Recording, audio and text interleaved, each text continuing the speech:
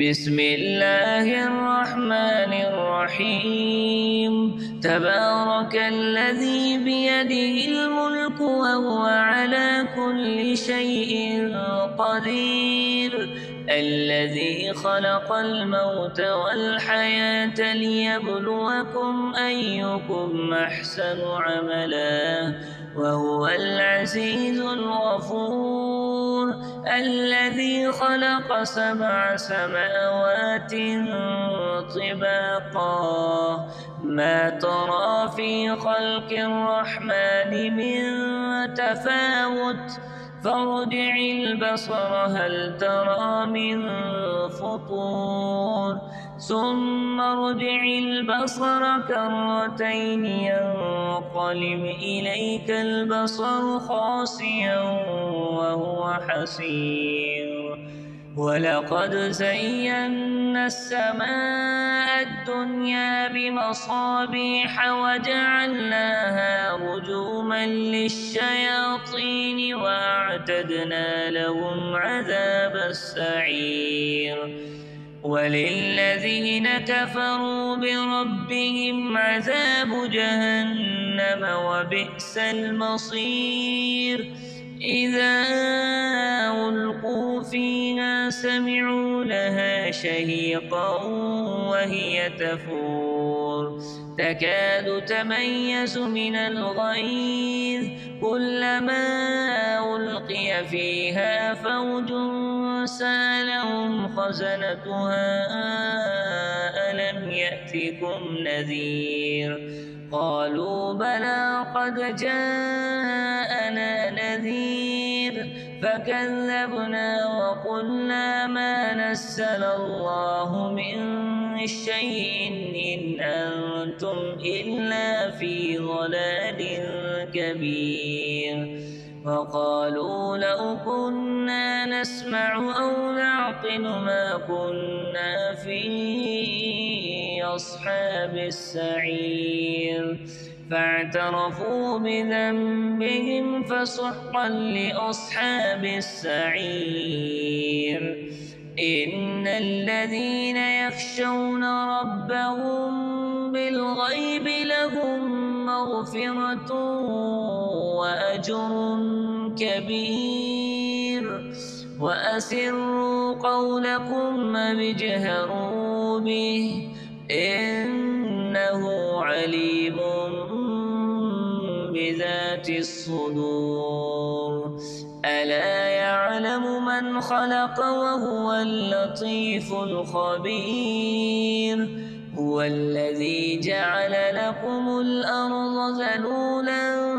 فامشوا في مناكبها وكلوا من رزقه وإليه النشور أأمنتم من في السماء أن يخسف بكم الأرض فإذا هي تمور أم أمنتم من في السماء أن يرسل عليكم حاصبا فستعلمون كيف نذير ولقد كذب الذين من قبلهم فكيف كان نكير أولم يروا إلى الطير فوقهم صافات ويقبض ما يمسكهن إلا الرحمن إنه بكل شيء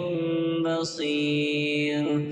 أمن هذا الذي هو جند لكم ينصركم من دون الرحمن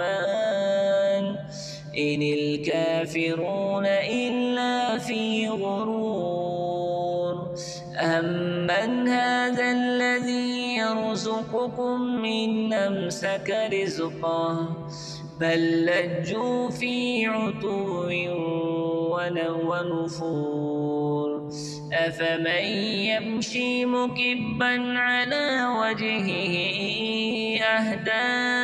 أمن من يمشي سويا على صراط مستقيم. قل هو الذي أنشأكم وجعل لكم السمع والأبصار والأفئدة قليلا ما تشكرون. قل هو الذي ذراكم في الأرض وإليه تحشرون. ويقولون متى هذا الوعد إن كنتم صادقين.